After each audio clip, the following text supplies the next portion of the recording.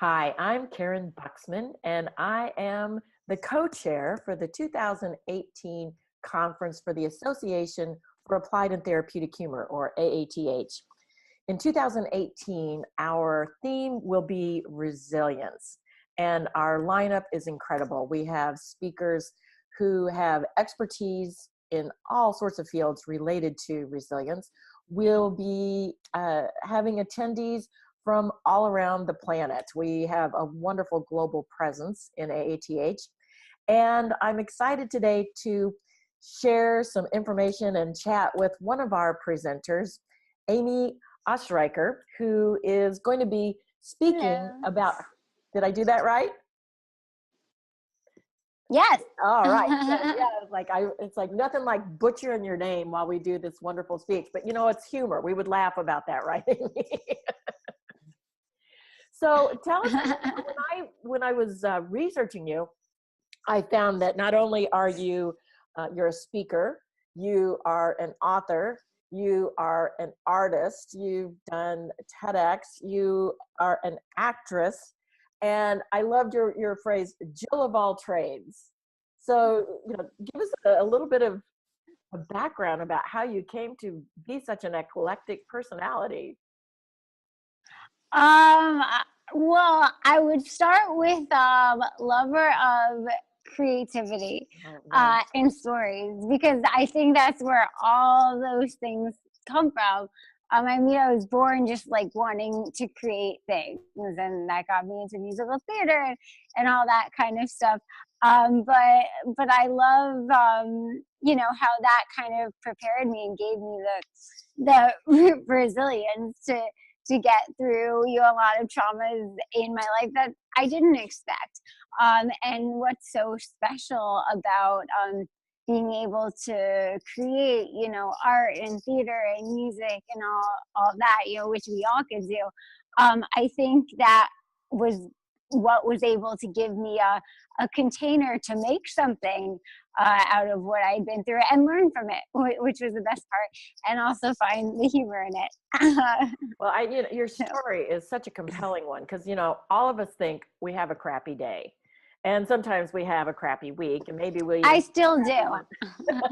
But you are such a resilient person. You're a survivor of sexual abuse. You had organ failure. Your stomach exploded from a blood clot. You've had, I don't know, at last count, I saw 27 and, a PTSD from all of these kinds of things. And yet you're still smiling. You're so resilient. And I loved I'm trying to think, maybe it was in your TEDx talk where you talked about Joseph Campbell's hero's journey and how really you yourself have been through a hero's journey and how you're still finding the humor in things. People are going to want to know, how the heck do you do that? Right. Well, first of all, thank you so much. And the smile I have on now, I got to say that it wasn't from just smile, be grateful for what you have. I think the smile is the feeling that comes from getting all of the negative emotions out that you're going to feel when life changes overnight. I mean, I still have bad days. I still yell. I still get angry. I'm still scared of uncertainty.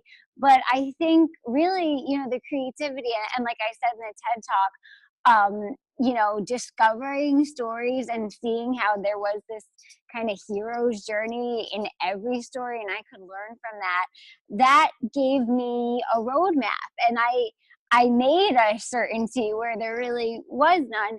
So I could tell myself, like, okay, this is my journey into the darkness. And then, I'll go through the next steps of the journey. And it gave me a way to move forward.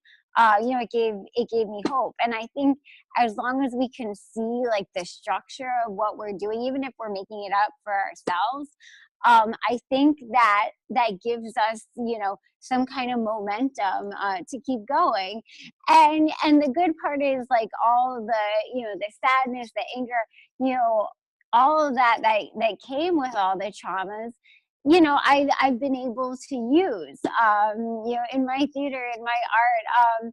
And again, like what I love about, humor, and what I loved about the conference last year is like, you know, humor is a container. We can put all of that stuff in there. And when we find the humor in things, that again is like fuel to kind of propel us forward. So I think the smile that I have now, it's not keep it positive.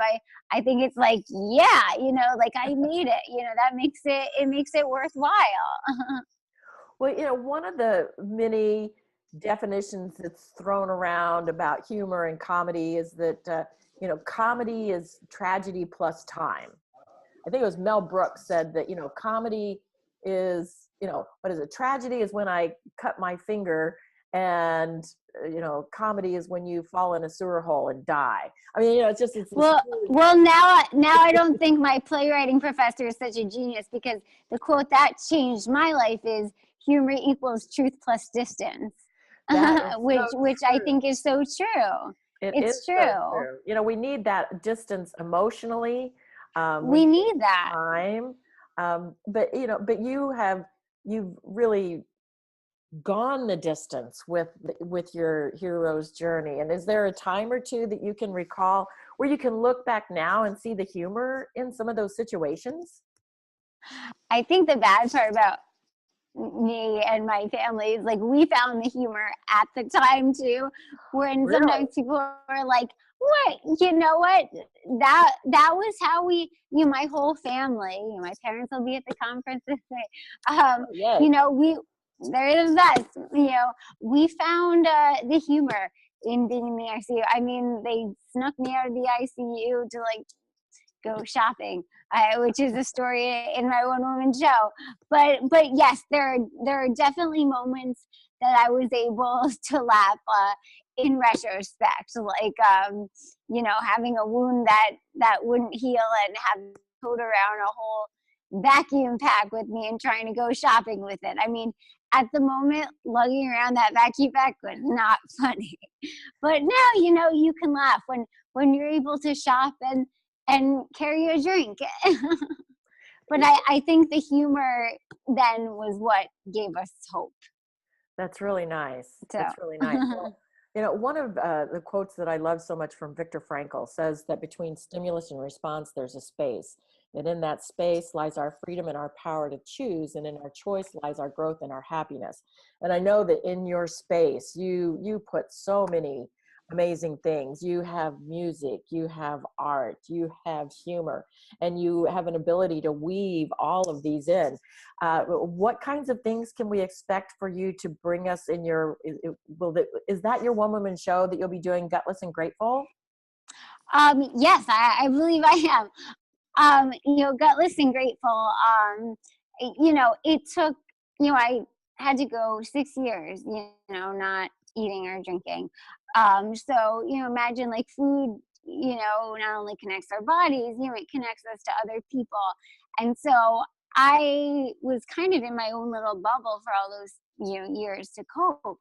So, once I finally could eat and drink, I was, hungry, for food, but also to share what I had been through and to come back into the community. And I think theater was the way I always knew how as a kid. So I ended up going back to that. I was on the Today Show, and I met a musical director who I discovered was basically my neighbor in Connecticut. Wow.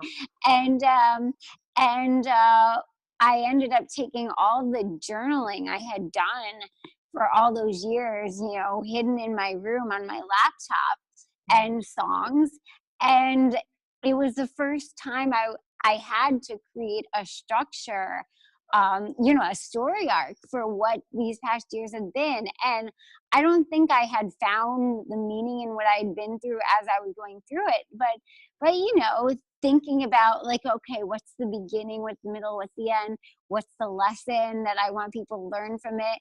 What makes good theater? I think in structuring all of this chaos into a 70-minute musical, I was able to walk away with. And I don't think until that point, that's when I finally was able to reframe my narrative and be like, wow, this did make me stronger.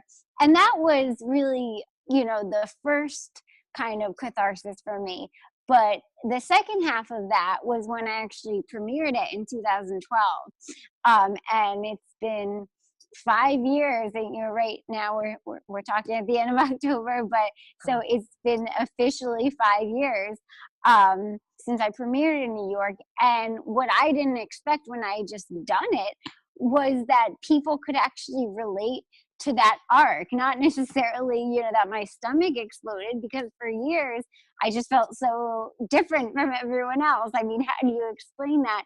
But people in the audience, what they absorbed was, I've dealt with frustration, I've dealt with uncertainty, I've had circumstances out of my control, and they were actually able to relate stories of their own life. So that was a revelation that inspired me, and that got me thinking that, wow, we all heal from being able to relate to each other and to be able to share a story and have it understood. And that's what actually inspired me to, take Gutless and Grateful all over and, turn it into, a PTSD program, a storytelling program, and do all these conferences and speaking. I mean, otherwise I would just do my actor thing. But I think this speaking came from, I never would have expected this, to give me the resilience that, I still have now. And I wanted to share these because these weren't, really complex tools, in my opinion. I mean, these were just, basic, like, reframing tools that got me to where I am. So I definitely want to help people with that, because I think uncertainty is something that frustrates all of us and always does, So that's wonderful, because reframing a narrative, that's universal. Everybody has a point in time where we need to reframe narratives. And I've seen you perform, and I know that our audiences are in for such delight because of your musical talent, your acting talent, your compelling story. I'm very excited to meet your parents. I saw your mom had written a letter to Kathy and Hoda, which, and that you got to share your story. But I was so moved by that. So, like, the people who are watching this now, you want to go to YouTube and type, or Google and type in, Amy Oestreicher and Today's Show, so that you can see that really inspiring clip as well. So I am very excited for everybody to get to attend and to see this, encourage that. But just out of curiosity, you have squeezed so much into your short lifespan so far. What's ahead for Amy? Well, I turned 30 last year, and I graduated college. I fell into a coma my senior year of high school. So I went to college at 25, and I just graduated. So I celebrated that. But what I really studied there was playwriting, and more theater and arts education. So now I'm working as a teaching artist. I'm doing more playwriting, and I'm actually developing a new play based on, my family and how trauma affects the family. And it has 13 original songs, and it's called Leftovers, because, once you finally pass through all of that, there are a lot of leftovers to deal with. So, and I'm still doing my art. I think what will always guide me is life is uncertain, but at least I can create something on the way, and that will lead to something else. Well, your ability to find humor in situations is so inspiring, and your resilience is really, I know, going to motivate our attendees. So again, for those of you who are watching this, and please share this with others as well, we would love for you to attend the conference for the Association for Applied and Therapeutic Humor. This year, our presenting sponsor is Cancer Treatment Centers of America, CTCA. We're very grateful for their sponsorship and their support. And again, look for our website, AATH.org. Conference information will be there. It will be in San Diego, California. Great. Come.